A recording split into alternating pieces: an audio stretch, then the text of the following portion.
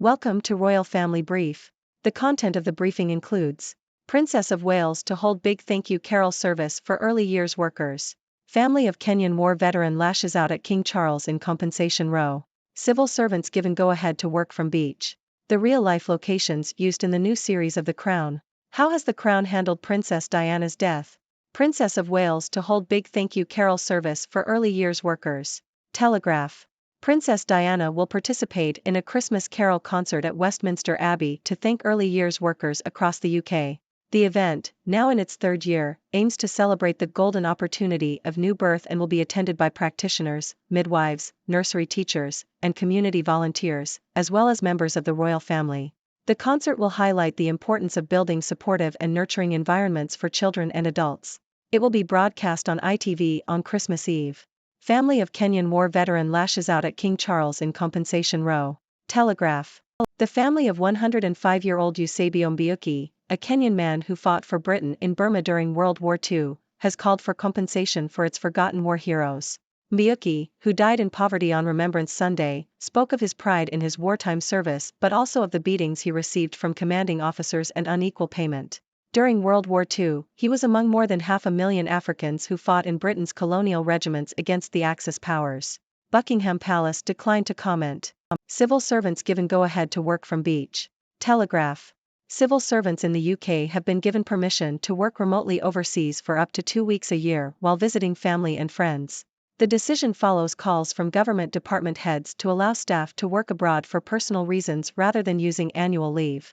The move has been criticized by MPs and commentators, who argue that civil servants should be working in their offices in order to deliver on government priorities. The real-life locations used in the new series of The Crown. Telegraph. The final series of The Crown has premiered on Netflix and will include depictions of Princess Diana's relationship with Dodi Al-Fayed, her death, and the early stages of Prince William and Kate Middleton's relationship. The series has received mixed reviews, with some critics believing it shows a real contempt for the royal family. However, the locations used in the series have always been a highlight, and this article provides a guide on how to visit some of the locations featured in the new series. For example, St. George's Chapel in Windsor is replaced by York Minster in the show, which is open to visitors. Ardvariki House is portrayed as Balmoral in The Crown, and visitors can stay in one of the Ghost houses on the grounds.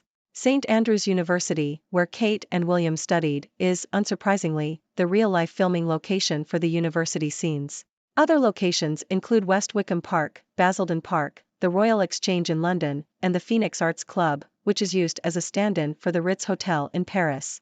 How has The Crown handled Princess Diana's death? BBC. The portrayal of Princess Diana's death in the new series of Netflix's The Crown has come under scrutiny. While some aspects of the depiction are considered accurate, others are seen as fictionalized. The show explores Princess Diana's post-divorce life, including her role as a mother, her charity work, and her relationship with Dodi Fayed. The media attention and paparazzi harassment that Princess Diana faced are portrayed accurately, according to royal commentator Richard Fitzwilliams.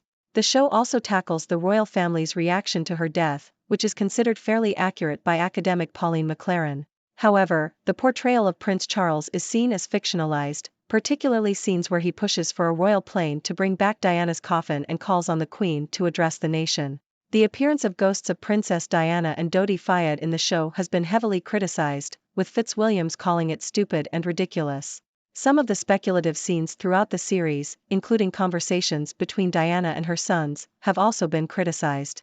The second half of the final season, set to be released in December, will cover events such as the Queen's Golden Jubilee and Prince Charles and Camilla's wedding. Meghan Markle has reportedly moved on from royal family drama. The Independent. According to royal reporter Omid Scobie, Meghan Markle is moving on from the drama surrounding the royal family, while Prince Harry still has unfinished business. Scobie revealed that Meghan does not want anything to do with the drama, but Harry is still dealing with his battles with the press.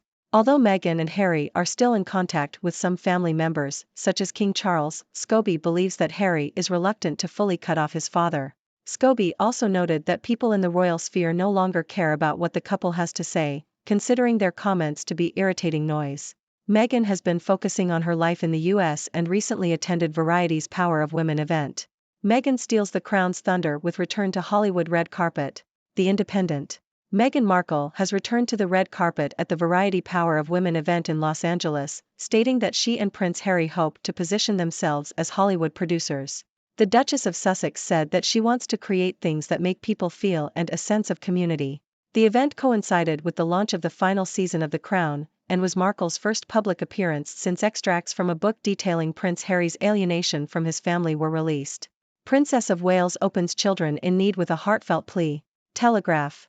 The Duchess of Cambridge, Kate Middleton, has emphasized the importance of nurturing every childhood in a video message to open the BBC's Children in Need. The 41-year-old's work is largely focused on the early years, and she said that young children need to feel safe, secure and loved to reach their potential as adults. Middleton's appearance follows a speech at a symposium in London last week, in which she used the results of an international study to call for society to prioritize children's social and emotional skills. African and Caribbean nations agree move to seek reparations. The Guardian.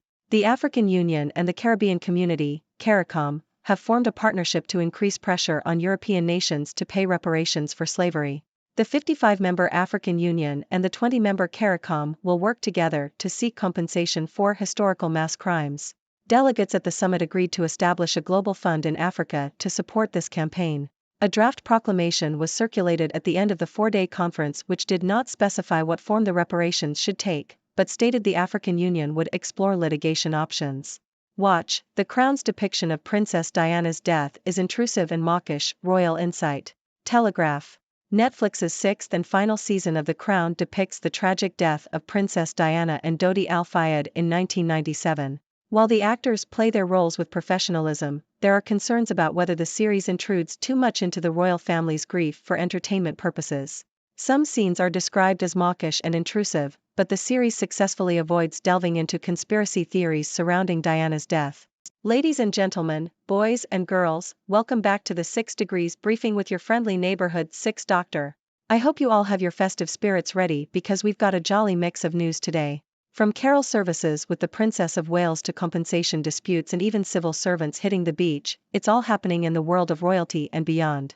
So, grab your cuppa and let's dive right in. First up, we have the lovely Princess Diana who will be hosting a big thank you carol service for early years workers. It's great to see the royal family recognizing the hard work and dedication of those who care for our little ones. I can already hear the angelic voices of nursery teachers singing their hearts out, spreading joy and Christmas cheer. Next, we have a compensation row involving the family of a Kenyan war veteran who fought for Britain during World War II. It's a shame to hear about the mistreatment and unequal payment that he and many other African soldiers faced. Let's hope that their sacrifices are acknowledged and fair compensation is provided. In a surprising move, civil servants in the UK have been given the green light to work from the beach. That's right, folks, while the rest of us are bundled up in our offices, they'll be sipping piña coladas and typing away on their laptops. I must say, it's a bold move that has received mixed reactions. Some argue that they should be working in their offices, but hey, who wouldn't want to work with the sound of crashing waves in the background? Now, let's talk about everyone's favorite binge-worthy series, The Crown. The final season is out, and it's causing quite a stir. While some critics believe it shows contempt for the royal family, others can't get enough of the stunning locations featured in the show. From York Minster to Ardvariki House, you can now visit these iconic places and live out your royal fantasies.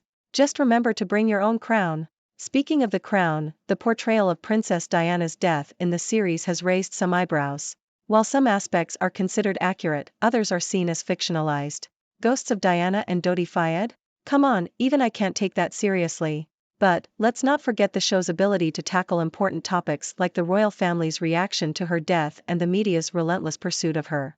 It's a delicate balance, and not everyone agrees on how it's been handled. Now, let's shift our attention to the ever-fascinating Meghan Markle. It seems she has moved on from the royal family drama, while Prince Harry still has some unfinished business. Good for Meghan, focusing on her life in the US and attending Hollywood events.